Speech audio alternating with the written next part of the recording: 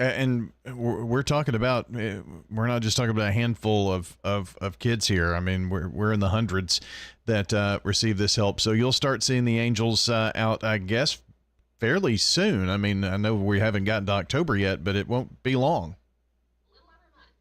November 7th is when we'll have those out for everybody to start adopting. And then our last day, I think kids are due back around December 5th, so roughly a month of adoption and returns.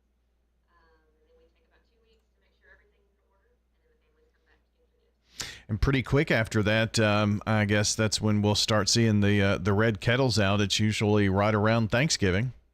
Oh yeah, so we will. I think we are planning in Murfreesboro. We don't have a date specifically yet to do a red kettle kickoff in early November. We'll share that as soon as we have that nailed down. But yes, kettles regularly you'll start seeing them right around Thanksgiving, maybe a day or two ahead of time, but definitely by Black Friday. And then we'll be out all the way through Christmas Eve, um, just out there in front of the stores and different areas. Bells are definitely the sound of Christmas. And so what we need is volunteers to help us keep those bells ringing throughout the season across the city. And we actually already have our volunteer system up and ready and accepting volunteers there in Murfreesboro. So you can go to salvagearmymurfreesboro.org, go to our Red Kettle page, and there's a link there that will take you to register for your shifts at our kettles. We're looking for groups that are willing to sign up and take the Red Kettle Challenge, which is just a little bit more of a commitment. You're looking to say, me and my group will raise $1,000 for the Salvation Army this year. And you can do that by sitting in front of the store. You can do that by having a digital kettle or any combination of. And that's just, $1,000 in a kettle is enough to usually cover one person in supportive housing for about a month, or it provides about 100 meals with case management. And so there's a real impact that comes from the kettle that I don't think a lot of people know. They know we do a lot of good stuff. They know that we're a trusted organization. But when you can tie the funds that are raised directly with the impact, I think it helps people understand, oh, I'm actually, really helping change people's lives by, standing here ringing the bell and, just wishing people a Merry Christmas. So anybody who's interested, just visit our website and we can help you get signed up if you need help or you can do it yourself. Yeah, and I'll put links, by the way, to all of that on our website.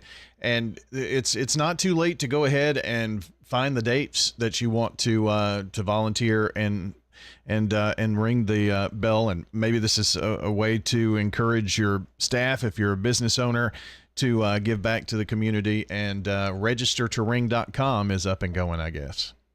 It is already. We've had some people already start signing up as much like a month or so ago. I was surprised but happy. So yeah, go ahead and grab your spot. They do fill up. Certain days, certain locations do fill up. So go ahead and snag your spot now, and you'll be all set. Sounds like a lot of fun. Well, Misty, it's been fun catching up with you. And did we touch on everything that you wanted to hit on today? Only other thing I'll throw out there is we are planning Fall Festival at our Murfreesboro location November 8th. It's going to be from 3 to 5 p.m.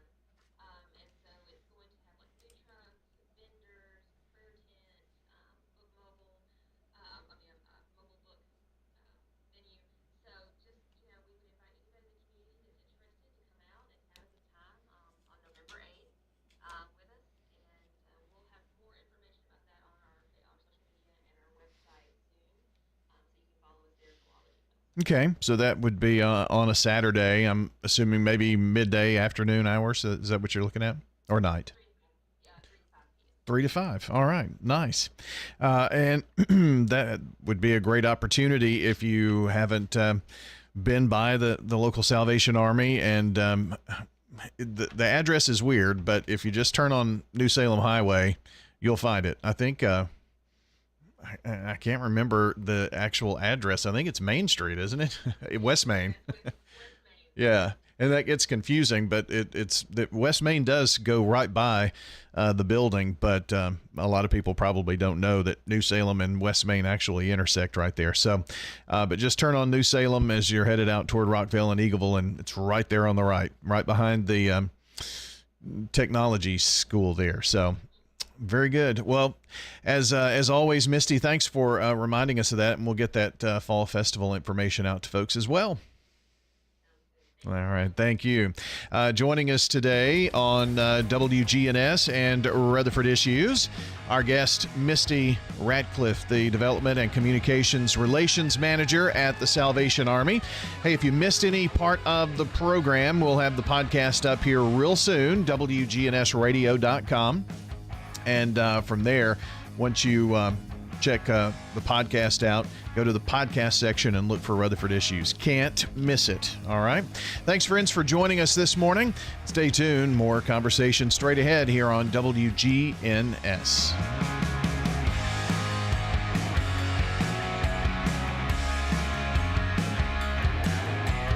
Jennings and Ayers Funeral Home has served Murfreesboro families with compassion and care since 1880. As a family-owned funeral home, we're committed to honoring every life with dignity through traditional services, cremation options, and pre-planning that gives you peace of mind. For over 140 years, we've been here when it matters most. Visit JenningsandAyers.com. Jennings and Ayers Funeral Home, honoring life and comforting families since 1880. It's now time to take a look at today's death notices. With the latest updates, here is WGNS's Steve Thornton. Anna M. Leonard Greenall, age 92, of West Palm Beach, passed away on September the 16th at Community Care, Rutherford County. Anna was preceded in death by her parents, Carmilla Leonard and Maria Felicie Leonard, husband John W. Greenall, brothers Luigi Leonard and Papine Leonard, and sister Alba Leonard, survived by her sons Colin Greenall and Tony Greenall, grandchildren, and other family members. Services to be held at a later date in West Palm Beach, Florida, for Anna M. Leonard Greenall, age 92.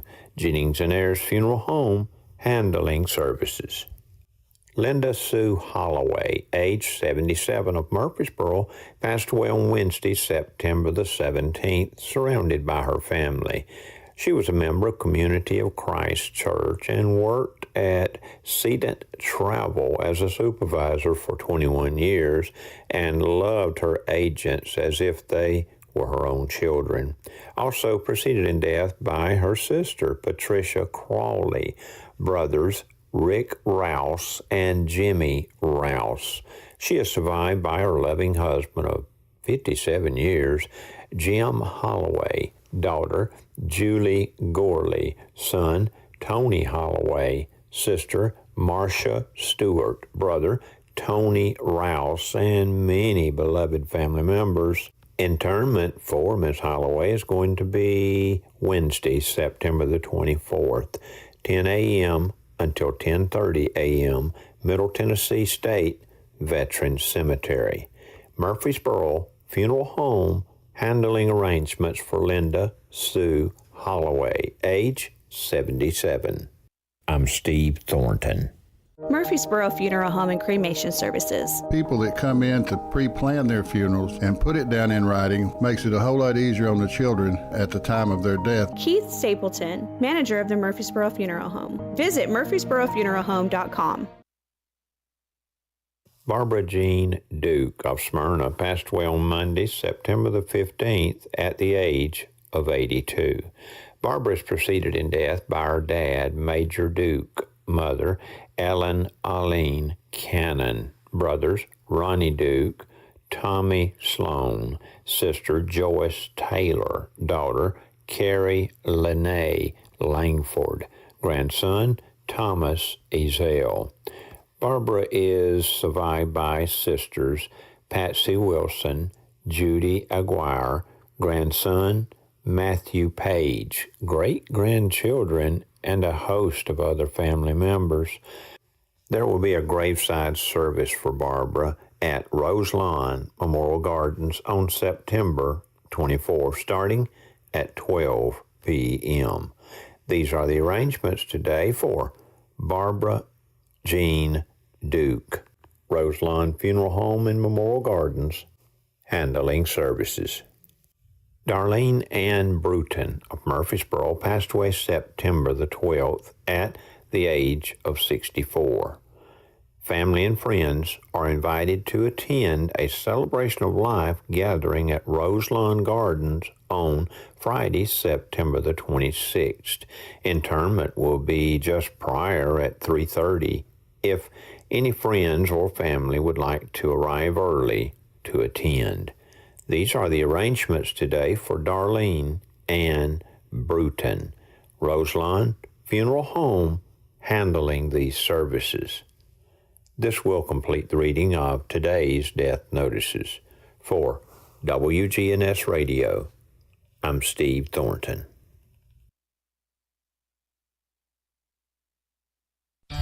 A funeral service that is both meaningful and memorable should be as unique as the individual being celebrated. It should be a service that reflects personal values, interests, and experiences. A beautiful life is one worth commemorating. I'm Shannon Woodfin Parsons with Woodfin Funeral Chapels, serving you and your family since 1893. We break in with traffic, news, and weather bulletins anytime. Good Neighbor Talk is your 24/7 connection. WGNS, AM, FM, and online. It's easy to feel bored these days. We live in luxury that past generations could only dream about, and yet more of us feel lonely, lost, and unhappy than ever before. It's no surprise why that is. Modern living fuels dissatisfaction.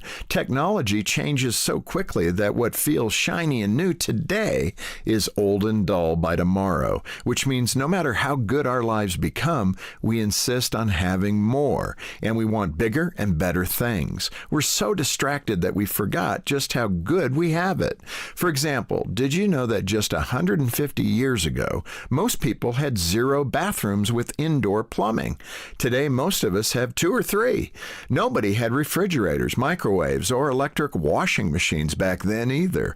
And you couldn't just run to the grocery store. A trip to town could take you all day, and a trip across country could take months, if you survived. In terms of luxury, you and I live in the top 1% of all human history. We live like kings, but are we happy?